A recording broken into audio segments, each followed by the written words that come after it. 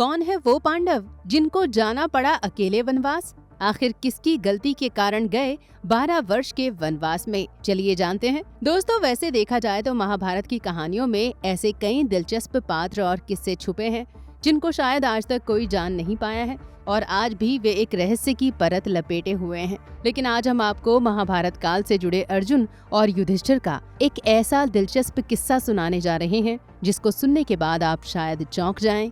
इसलिए कहानी को जानने के लिए वीडियो को एंड तक जरूर देखें। दोस्तों, महाभारत आप सभी ने पढ़ी या सुनी होगी और आपको शायद ये जरूर पता होगा कि महाभारत में अर्जुन जब द्रौपदी को जीत कर घर लाए तो माँ ने कहा था कि जो भी लेकर आए हो उसे पांचों भाई आपस में बांट लो। माँ का वचन निभाने के लिए पांचों पांडवों ने द्रौपदी से विवाह कर लिया। इस तरह द्रौपदी पांचाली कहलाई। विवाह के बाद पांडवों ने एक नियम बनाया कि जब कोई एक भाई द्रौपदी के पास होगा तब कोई अन्य भाई उनके कक्ष यानी कमरे में नहीं जाएगा। द्रौपदी एक समय में केवल एक ही पांडव के साथ रह सकती थी। अगर कोई पांडव अनजाने में ऐसा करता तो उसे आत्मनिर्वासन यानी अकेले ही वनवास जाना पड़ेगा। सभी भाई इस नियम का पालन सख्ती से करते थे और एक दूसरे के एकांत को भंग नहीं करते थे। लेकिन एक दिन अर्जुन ने इस नियम का उल्लंघन कर दिया और इसके लिए उन्हें 12 साल के वनवास के लिए जाना पड़ा था। एक बार द्रौपदी और युधिष्ठिर एकांत में थे। अर्जुन के धनुष बाण उस कमरे में रखे हुए थे जहाँ युधिष्ठिर और द्रौपदी थे। उस समय एक गरीब व्यक्ति अर्जुन के पास पहुंचा और बोला कि कोई चोर उसकी गाय चुरा कर ले गया है, मेरी मदद करें।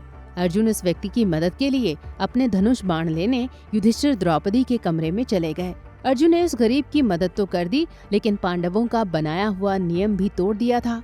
अर्जुन ने ब्राह्मण की गायों को चोरों से छुड़ाया और लौटकर युधिष्ठिर और द्रौपदी को बताया कि उन्होंने नियम तोड़ा है। द्रौपदी और युधिष्ठिर ने अर्जुन को समझाने की कोशिश की, लेकिन फिर भी अर्जुन ने कहा कि वे क्षत्रिय हैं और नियम बनाकर तोड़ते नहीं हैं। नियम का अनुसरण करते हुए अर्जुन 12 वर्ष के वनवास के लिए अकेले ही निकल पड़े। वे वन ही वन घूम रहे थे। अर्जुन ने तय किया कि मुझे इस वनवास में तपस्या करके अपने व्यक्तित्व को और निखारना है। उन्हें अपने परिवार से बिछड़ने का दुख तो था, लेकिन उन्होंने सोचा कि मुझे वन में दुखी नहीं होना चाहिए, बल्कि नए लोगों से मिलकर कुछ नया सीखना चाहिए। दोस्तों, वनवास के समय में श्री कृष्ण और अर्जुन की मुलाकात हुई। मुलाकात के दौरान श्री कृष्ण ने अर्जुन को द्वारिका जाने की सलाह दी थी। अर्जुन ने कहा कि मुझे तो वनवास में ही रहना है, मैं वन से बाहर नहीं जा सकता।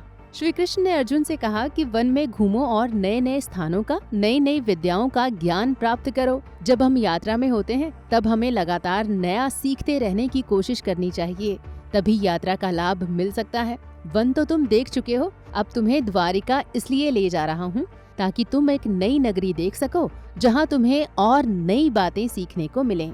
द्वारिका में योग में भोग और भोग में योग देखने को मिलेगा। तुम्हें द्वारिका से बहुत बड़ा संदेश मिलेगा। दोस्तों, श्री कृष्ण की बातें मानकर अर्जुन द्वारिका चले गए। श्री कृष्ण ने अर्जुन को समझाया कि यात्रा करते समय नकारात्मकता से बचना चाहिए और सकारात्मक रहना चाहिए। यात्रा के दौरान नई नई जगहें दिखाई देती हैं, नए लोगों से मिलना होता है, नई नई बातें सीखने को मिलती हैं। यात्रा की वजह से हमारे व्यक्तित्व में निखार भी आता है। तो दोस्तों, वीडियो देखने के बाद आप क्या कुछ कहना चाहते हैं हमें कमेंट करके जरूर बताइएगा। धन्यवाद।